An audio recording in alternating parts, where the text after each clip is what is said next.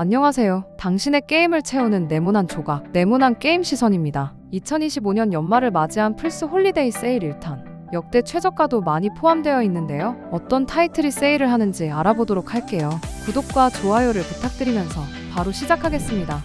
이번 게임은 엘들링 밤의 통치자입니다. 전작인 소울라이크 형태의 게임이 아닌 완전 새로운 방향으로 재구성된 작품입니다. 세계관은 엘든 링의 원작 사건 샤터링 이후에 펼쳐진 세계관으로 진행되어 이전과 달리 협동 중심의 로그라이트 구조로 변경되었고, 게임 방식은 필드를 탐색하면서 파밍으로 육성을 하고, 밤이 되면 보스와 전투하고 마지막까지 살아남는 배틀 로얄 형태입니다. 플레이어는 8명 중 새로운 밤을 건너는 자를 선택하고 각자 고유 스타일 능력 스킬을 사용하는 것이 특징입니다. 3인의 팀 협력이 핵심이라 친구와 함께 전략적으로 도전할 때 재미가 극대화되어 있고, 매번 다른 구조와 보상 요소가 있어 반복 도전의 재미가 있으며 단 한 플레이에서도 긴장감이 유지되는 것이 큰 장점이에요. 하지만 매판마다 운에 따라 달라지는 결과에 템포가 끊긴다는 단점과 전작인 엘든 링보다 상대적으로 난이도가 빠르게 변화하는 구조라 어렵다는 평가도 있었습니다.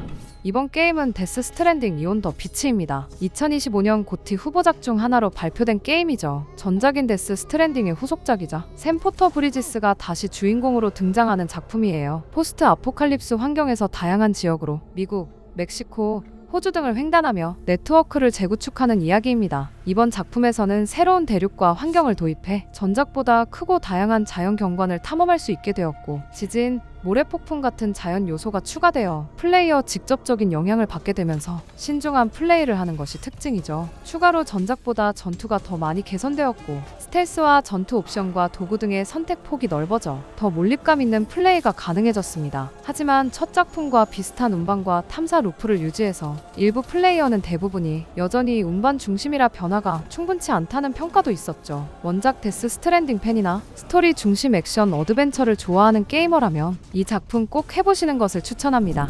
이번 게임은 배틀필드 6입니다. 일렉트로닉 아츠 EA에서 개발한 1인칭 슈팅 게임으로 스토리는 세계 질서가 붕괴된 2027에서 2028년을 무대로 나토 해체 이후의 혼란을 다뤘습니다. 주인공은 엘리트 해병대 특수부대원으로 민간 군사 기업 팍스 아르마타의 음모를 막는 내용으로 진행되어, 전투 시스템은 키네스테틱 전투 시스템으로 군대 행동과 이동을 세밀하게 제어합니다. 대규모 전면전, 차량전과 공중전 포함, 전통적 컨퀘스트, 브레이크스루, 러시 등 다양한 멀티플레이를 즐길 수 있고, 팀 플레이를 중심으로 즐기는 게이머들에게 추천합니다.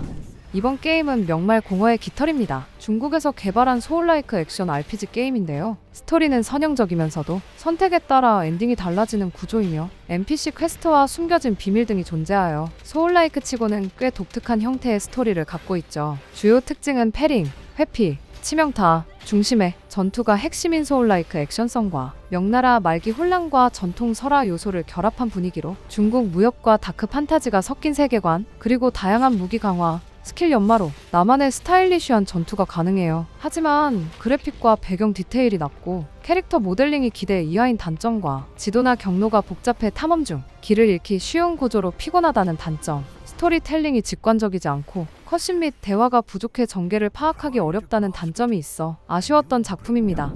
이번 게임은 포르자 호라이즌 5입니다. 엑스박스 시리즈의 대표 타이틀 중 하나죠. 멕시코 전역을 거대한 오픈월드로 구현했는데요. 협곡, 사막, 정글, 해변, 도시, 화산 등 11가지 서로 다른 자연 생태계로 구성되어 있습니다. 플레이어는 오픈월드에서 자유롭게 드라이브하며 수백 대의 차를 소유나 수집하고 다양한 이벤트와 레이스를 즐기는 방식이죠. 자연 경관, 날씨, 라이팅 등이 매우 정교하고 현실 같은 그래픽로 평가를 받았으며, 길거리 레이스, 이벤트, 사진 모드, 자유 드라이브 등 다양한 활동 선택 가능하여 자유도 높은 플레이로 호평을 받고 있습니다. 하지만 메뉴 및 인터페이스가 복잡하고 불편하다는 의견과 NPC 난이도 밸런스가 들쭉날쭉하여 몰입도가 다소 떨어진다는 평가도 있으니 참고해주세요. 레이싱 게임 좋아하는 게이머나 수집과 튜닝에 관심 있는 자동차 팬 또는 오픈월드 자유 스타일을 즐기는 플레이어에게 추천합니다. 이번 게임은 보더랜드 4입니다. 보더랜드 3 이후 약 6년 만에 나온 정식 후속작으로 새로운 행성 카이로스를 배경으로 폭군 타입키퍼에 맞서 싸우는 이야기를 그립니다. 시리즈 전통처럼 다양한 무기가 있고 빠른 전투가 핵심이며 전작품과 다르게 완전히 새로운 플레이 스타일을 가진 4명의 캐릭터로 캠페인을 진행하죠. 게다가 넓은 오픈 월드 필드로 전투 탐색이 가능해져 게임에 몰입감을 더했습니다. 보더랜드 시리즈를 좋아하는 게이머와 협동 FPS 좋아하는 게이머 또는 액션 RPG나 총기 수집을 좋아하는 게이머라면 꼭 추천합니다. 이번 게임은 진삼국무쌍 오리진입니다. 이 게임은 과거 시리즈와 달리 오리지널 캐릭터인 이름 없는 영웅을 조작하여 삼국지하면 떠오르는 유명한 전장들을 경험하는 액션 게임입니다. 주요 스토리는 황건적의 난부터 시작해서 적벽대전까지의 스토리로 진행되는데요. 플레이어는 군단장의 기습과 급습 등 다양한 방식으로 전략과 전술을 활용하여 병사들을 통솔해야 합니다. 무쌍 게임답게 다수를 상대하는 전투는 그대로 계승되면서 소울라이크 방식의 보스전도 추가되어 게임의 재미가 더해졌죠. 삼국지 IP와 무쌍류를 좋아하는 게이머라면 이번 기회에 어떠신가요?